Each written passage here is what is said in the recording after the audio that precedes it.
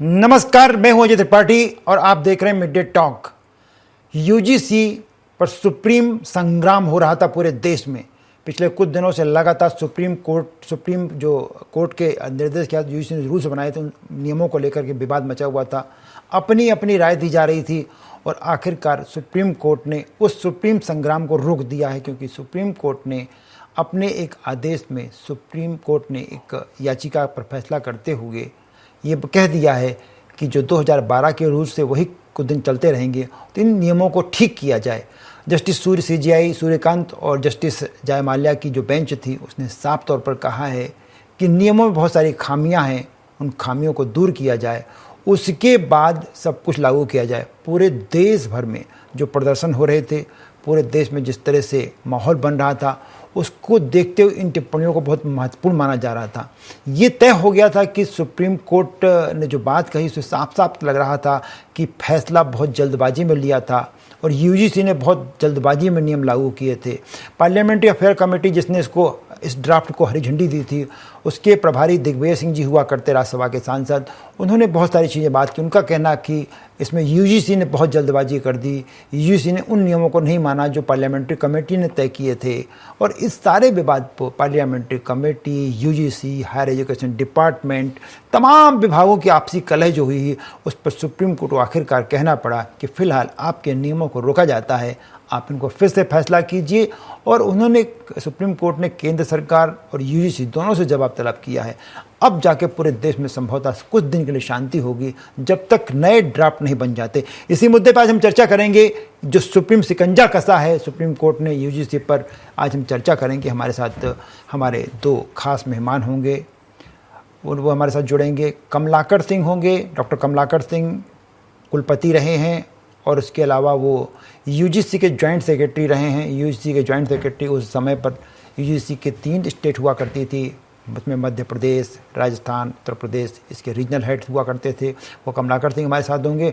यश भारती शैक्षिक विचारक हैं, लंबे समय तक शिक्षा के जगत में काम किया है, समाज के क्षेत्र में काम करते हैं, वो हमारे साथ होंगे। और साथ ही विनोद शर्मा जी होंगे, हमारे ग्वालियर के संवाददाता हमारे साथ जुड़े होंगे। और साथ ही इन सारे मुद्दों पर चर्चा करने के लिए सबसे पहले मैं चलता हूँ, एक छोटी सी टिप्पणी ले लूँ कमलाकर सिंह जी से। डॉक्टर साहब, आज जो सुप्रीम कोर्ट ने जिस तरह से रोक लगाई है, आपकी एक टिप्पणी उस पर लूंगा, फिर मैं आपसे थोड़ी देर में लौटूंगा। थैंक यू त्रिपाठी जी, मुझे आपको आपके चैनल में जोड़ने के लिए धन्यवाद। मैं कहता हूं कि सुप्रीम कोर्ट ने जो रोक लगाई है वो बिल्कुल स्वागत योग्य कदम है। उन्होंने पुराने कानून पर रोक लगाया है जी, और ये बहुत ही महत्वपूर्ण है। महत्वपूर्ण इसलिए भी है कि जो अराजकता देश में फैली थी और जो महाविद्यालयों का एटमॉस्फेयर कैंपसेस में खराब हुआ था, उस पर एक रोक लगेगी सोचने। क्योंकि मुझे ऐसा लगता है कि सभी ये रेगुलेशन जो बनाया गया था, उसमें सभी स्टेक होल्डर्स, चाहे वो प्राचार्य हों, चाहे वाइस चांसलर हों, चाहे बच्चे हों, सबका एक फीडबैक लिया जाना चाहिए था। मुझे ऐसा लगता है। मैं लौटूंगा आपके, मैं थोड़ा सा एक फील्ड में चल के राय ले लूं, मैं लौटूंगा आपके आपसे। फिर विनोद जी हमारे साथ जुड़े हैं ग्वालियर से। विनोद शर्मा जी, अभी 1 घंटे 2 घंटे पहले आपकी तमाम विद्यार्थियों के साथ थे, बड़ी नाराजगी व्यक्त कर रहे थे, आपने जो लाइव में खड़े थे आप। अब एक बार फिर आप उसी माहौल में हैं, उसी जगह पे पहुंच गए हैं, लेकिन माहौल बदला हुआ है, पूरा पक्ष बदल गया है। अब क्या स्थिति बता रहे हैं बच्चे? देखिए, बच्चे तो शुरू से इस बात को कह रहे थे कि जो यूजीसी है उससे उनमें जातीय भेदभाव बढ़ेगा, क्योंकि स्कूलों में, कॉलेजों में ये नहीं होता कि कौन किस समाज से है। वहां लोग पढ़ाई करने जाते हैं, मिलजुल कर रहते हैं, सभी छात्र एक दूसरे के साथ बैठते हैं, सुख दुख बांटते हैं, अपना दूसरे का खाना उनको एक दूसरे को बांटते हैं। एक अलग माहौल होता है। पूरी जो जिंदगी होती है व्यक्ति की, उसमें जो कॉलेज का जो जीवन होता है वो सबसे अलग हटके होता है और इसको याद भी किया जाता है। अभी कुछ छात्र भी इस समय हमारे साथ हैं मौजूद, उनसे भी हम चर्चा करेंगे। देखिए, यूजीसी को लेकर अभी जो फैसला है सुप्रीम कोर्ट का, उन्होंने कहा है कि अभी फिलहाल इसको रोका जाता है। पहले तो छात्र थे उसका विरोध भी कर रहे थे कि क्या मानते हैं इस पर पूरे का? जैसे उन्होंने वो एक्ट लगाया था यूजीसी, उसमें कहा था कि एसटी, एसटी और ओबीसी के जो टीचर है ना, एक अलग से कैबिनेट बनाई जाएगी और उन टीचरों को रखा जाएगा वहाँ पे।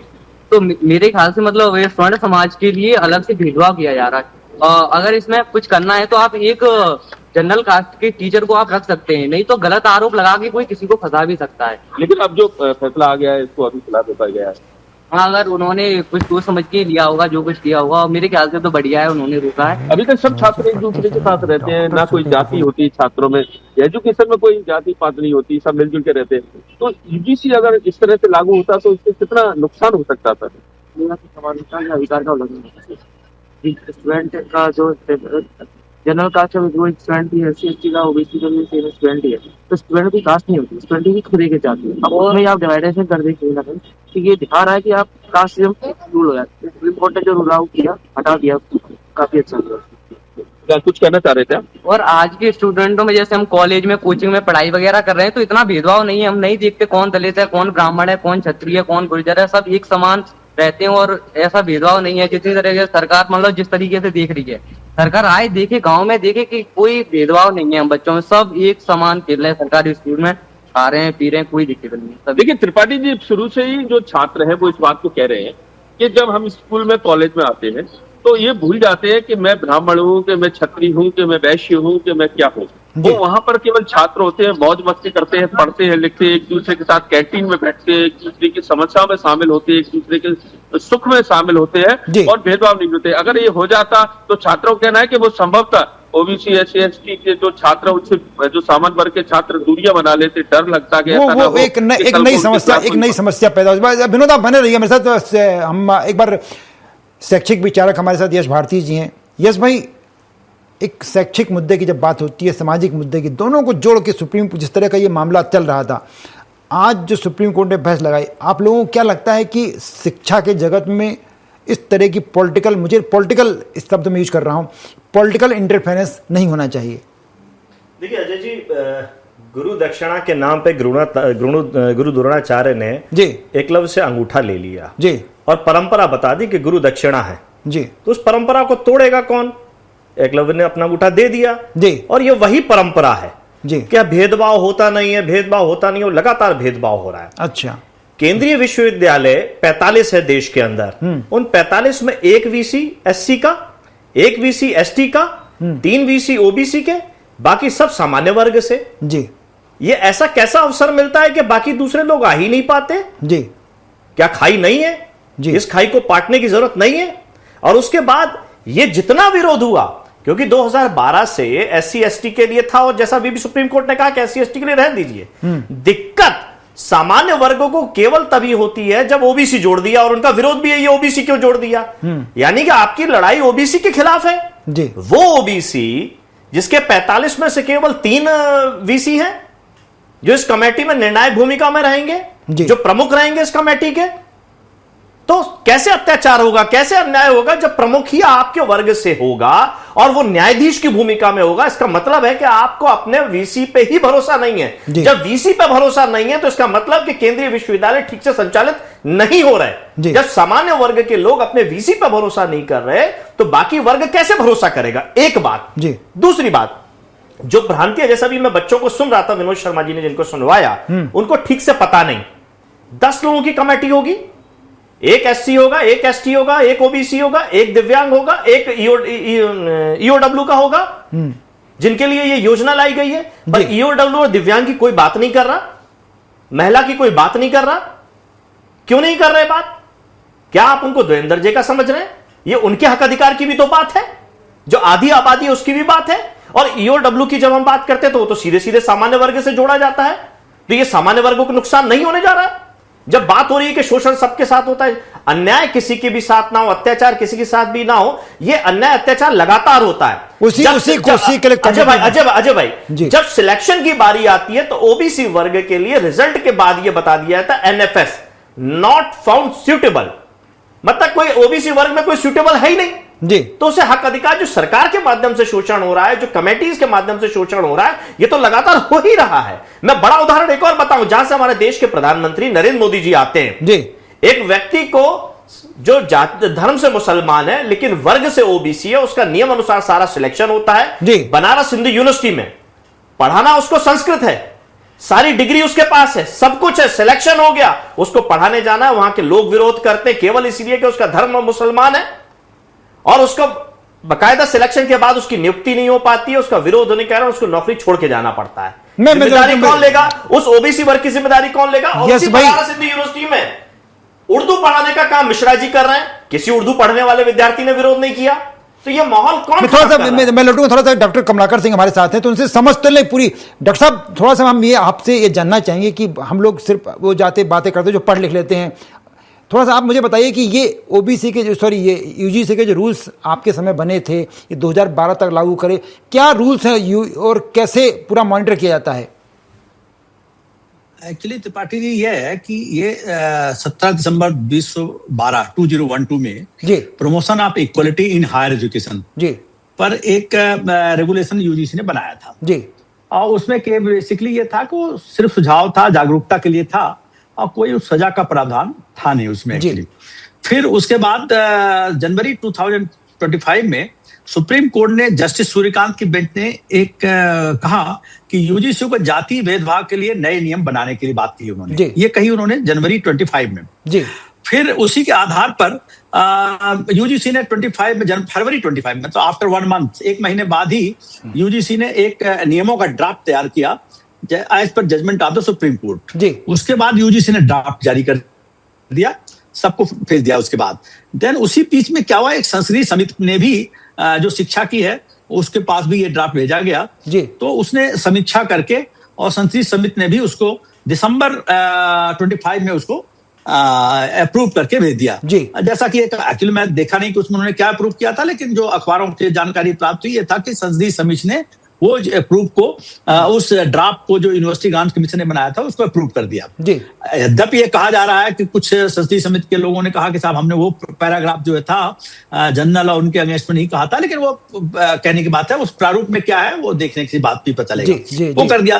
देन आफ्टर दैट जैसे दिसंबर में उन्होंने 25 में संसदीय समिति ने भेजा, उसके बाद यूजीसी ने 13 जनवरी 26 को नए नियम as per the basis of the last draft जो ये था उसमें ओबीसी को जोड़ते हुए, क्योंकि बीच में बातचीतें चलती रही कि एससी एसटी ठीक है, ओबीसी का बीच में नहीं आ रहा। ओबीसी के लोगों ने कहा, कई घटनाएं ऐसी कैंपसेस में घटी जिसके आधार पर ये कहा गया कि चलिए ओबीसी को बीच में जोड़ लेना चाहिए, तो ओबीसी को जोड़ दिया गया और उसको जोड़ते हुए 13 जनवरी को नोटिफाई किया और यूजीसी ने कहा कि सारे कैंपस, चाहे वो यूनिवर्सिटीज हो, चाहे कॉलेजेस हो, चाहे प्राइवेट यूनिवर्सिटी हो, चाहे नियमित यूनिवर्सिटी हो, चाहे सरकार की यूनिवर्सिटी हो, स्टेट, सभी यूनिवर्सिटी में 15 जनवरी से लागू हो जाएंगे। बेसिकली वो जो ये जो latest judgement, latest draft regulation notify हुआ, जो गजट में पब्लिश हुआ और मैंडेटरी हो गए, वो पूरा मैंडेटरी हो गया, उसमें लागू करने के लिए बाध्य करना होगा जी। उसमें बेसिकली जात की भेदभाव की परिभाषा उसमें डिटेल की गई और ये कहा गया कि कॉलेजों में जो नया ड्राफ्ट है उसमें ये कहा गया कि कॉलेजों में एक इक्वल अपॉर्चुनिटी सेंटर बनेगा, हर कॉलेज में, यूनिवर्सिटी में इक्वल अपॉर्चुनिटी सेंटर बनेगा जो भेदभाव की शिकायतों को निगरानी करेगा, देखेगा। और फिर बाद में कहा कि वही उसी के सबऑर्डिनेट में रहेगी एक समता समिति, जिसको लोगों ने, आपने पढ़ा होगा अखबार में बड़ा विवाद चल रहा कि ये इक्वलिटी कमेटी की, जैसे भाई साहब कह रहे थे कि इक्वलिटी कमेटी में जो होंगे विभिन्न वर्गों को, लोगों को शामिल किया गया जी। उस इक्वलिटी कमेटी में को कहा गया कि निगरानी करेगी कि ये भेदभाव को कैसे रोके और भेदभाव की शिकायतों को सुनेगी जी। अब इक्वलिटी कमेटी में ये हुआ कि 24 दिन के भीतर ये कार्रवाई करेगी और 7 दिन में कार्रवाई 24 दिन के अंदर कार्रवाई शुरू कर लेगी और 7 दिन में कार्रवाई प्रारंभ, 15 दिनों में रिपोर्ट सबमिट करेगी और 7 दिन में कार्रवाई की सुनिश्चित करेगी, ऐसा उसमें कहा। फिर उसमें यह हो गया, किसी ड्राफ्ट में यह भी है कि एक राष्ट्रीय स्तर पर यूजीसी के निगरानी में एक निगरानी कमेटी भी बनेगी जी। जो इन्फोर्समेंट कमेटी जिसे कह सकते हैं वो बनेगी।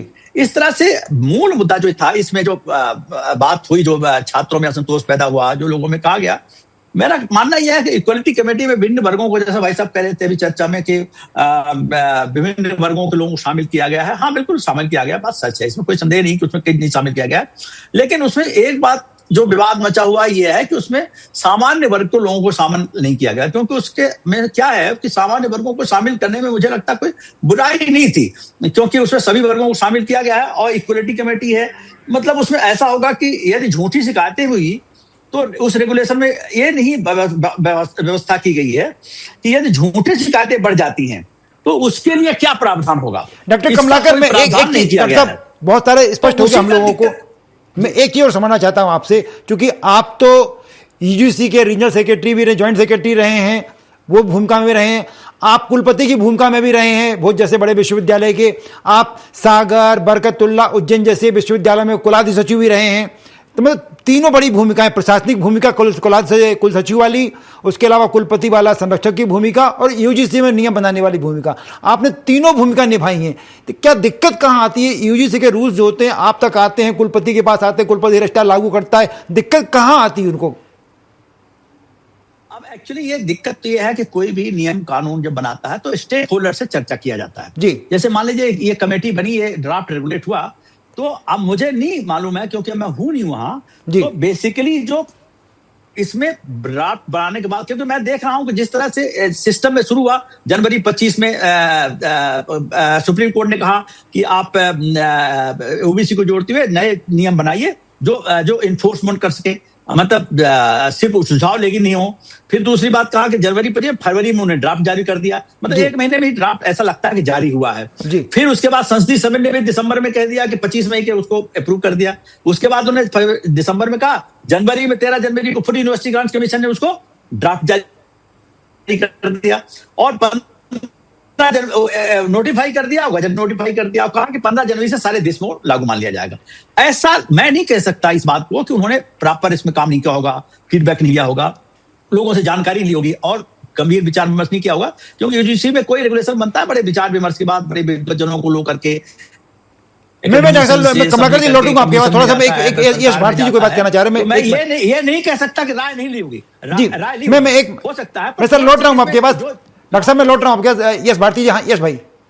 देखिए, मैं कमलाकर सिंह जी जो कह रहे हैं कि इसमें सामान्य वर्ग के लोगों को भी रखना चाहिए था कमेटी में, तो मैंने बड़ा स्पष्ट स्टार्टिंग में बता दिया कि 45 केंद्रीय विश्वविद्यालयों में कितने वीसी हैं जो प्रमुख रहेंगे संस्थानों में, तो वो ऑटोमेटिक आप आ ही रहे हो उसमें, कमेटी में प्रमुख व्यक्ति रहेंगे जो जांच करेंगे, जो निर्णय लेंगे, सब सारी रिपोर्ट बना करके आगे बढ़ाएंगे। जो आपकी रिपोर्ट पे क्रियान्वयन होना है, तो कहां सामान्य वर्ग नहीं है? ये भ्रांतियां नहीं फैलानी चाहिए कमलाकर सिंह जैसे व्यक्तियों को जो प्रमुख व्यक्ति रहे। एक दूसरी बात, 2 सिविल सोसाइटीज के लोग भी रहेंगे, क्या वो सामान्य वर्ग के नहीं रहेंगे? ये क्या पहले से इंगित हो गया है?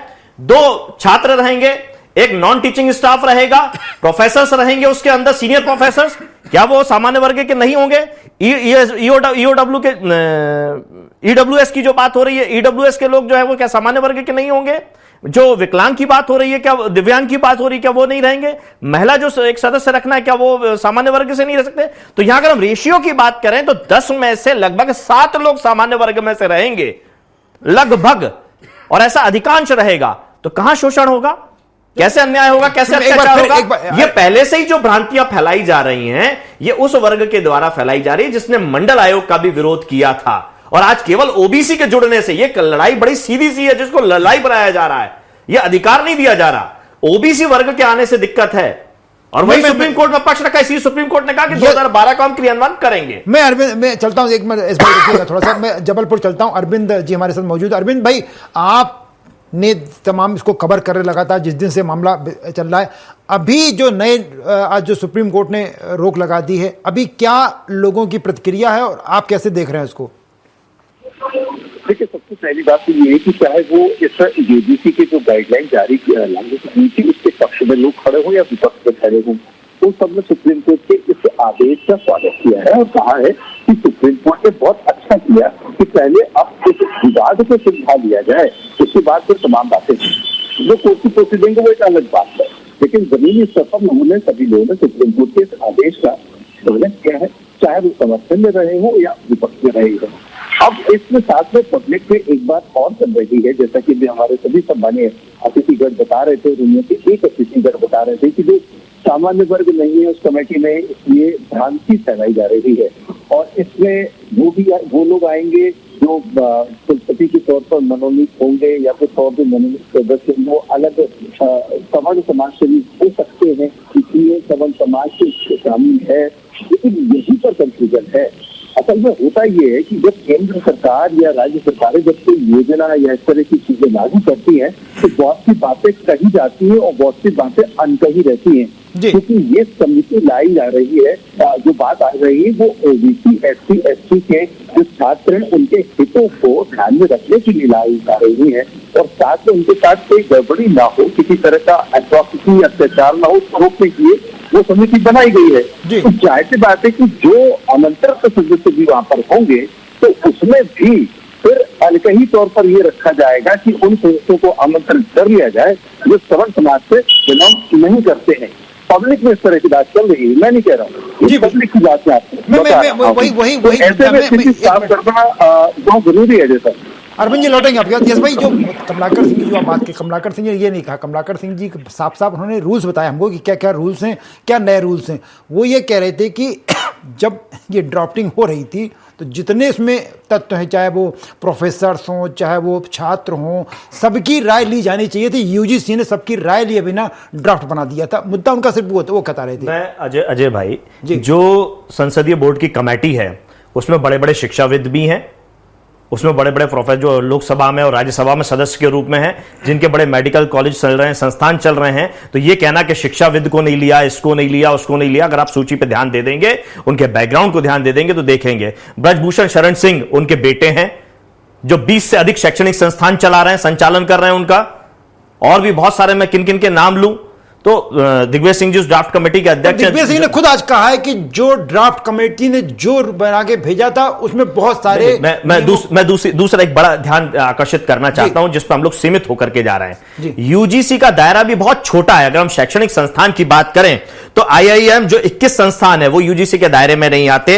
NIT लगभग 31 संस्थान है जो यूजीसी के दायरे में नहीं आते। एम्स दिल्ली, भोपाल, ऋषिकेश आदि लगभग जो 20 संस्थाएं हो चुकी हैं वो भी इसके दायरे में नहीं आती। ट्रिपल IT जो 25 संस्थान है वो इसके दायरे में नहीं आती। IISc SER लोग जो भी लगभग 5 के करीब संस्थान है। SP school of planning and structure जो लगभग 3 है वो भी इसके दायरे में नहीं आती। और ऐसी लगभग अन्य संस्थान हैं जो यूजीसी के दायरे में नहीं आती। तो केवल कुछ सेक्टर्स में काम करके और ये नियम के लिए इतना बवंडर बना करके ये चीजें ठीक नहीं होने वाली हैं। ये जो भेदभाव में बड़ा विषय है, नॉट फाउंड सुइटेबल।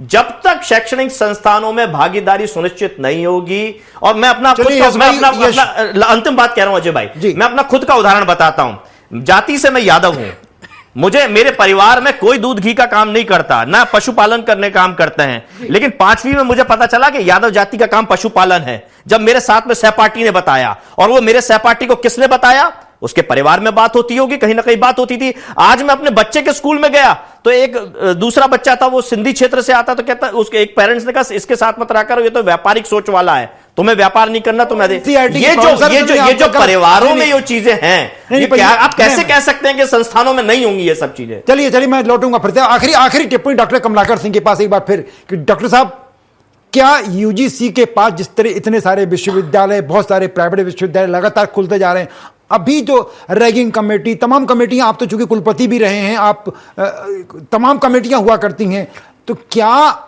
इन नियमों को मॉडिफाइड करके जब लागू किया जाएगा तो उम्मीद की जाना चाहिए कि शैक्षिक माहौल बेहतर बना रहेगा? डॉक्टर साहब देखिए, बेहतर तो एटमॉस्फेयर बनाने के लिए यूजीसी ही भूमिका नहीं रहेगी, उसमें शैक्षणिक संस्थानों की भूमिका की आवश्यकता है। शैक्षणिक संस्थानों की भूमिका के अलावा वहां के छात्रों की भी भूमिका बहुत जरूरी है, क्योंकि छात्र एक समुदाय है, वहां पढ़ने पढ़ाने आते हैं। शिक्षक की भूमिका होनी चाहिए, इंस्टीट्यूशन हेड की भूमिका होनी चाहिए। यूजीसी क्योंकि आप देखिए एटमॉस्फेयर और आप क्वालिटी ऑफ एजुकेशन दिलाना चाहते हैं तो केवल यूजीसी के नियम बनाने से कुछ नहीं होगा। आपको सारे समाज को, सारे छात्रों को जोड़ना। डॉक्टर साहब, मैं थोड़ा सा समय की कमी हो रही है, मैं आपको रोकना चाहूंगा। मैं थोड़ा सा समय कमी, बस ये निश्चित रूप से आप जो बात कह रहे थे कि अच्छी एजुकेशन के लिए एटमॉस्फेयर बदलना पड़ेगा, उस एटमॉस्फेयर को सिर्फ यूजीसी के नियम और कानून से या सुप्रीम कोर्ट के कहने से या पार्लियामेंट्री कमेटी के कहने पर कुछ नहीं होगा। ये हमको सबको, यश भारती जी को, अजय त्रिपाठी को, अरविंद दुबे जी को, विनोद शर्मा को, कमलाकर सिंह को, सबको मिलकर बदलना पड़ेगा, तब ये सब कुछ बदलेगा। सबका बहुत बहुत शुक्रिया। कमलाकर जी आपका, अरविंद भाई आपका, विनोद जी आपका, यश जी आपका। समय की थोड़ी कमी, बहस लंबी खिंच सकती है लेकिन समय मेरे पास कम है, इसलिए प्रोग्राम को रोकना चाहूंगा। आप कहीं जाइएगा मत, खबरों का सिलसिला चलता रहेगा, बने रहिएगा और देखते रहिएगा स्वराज एक्सप्रेस पर। मुझे आज्ञा दीजिए, नमस्कार।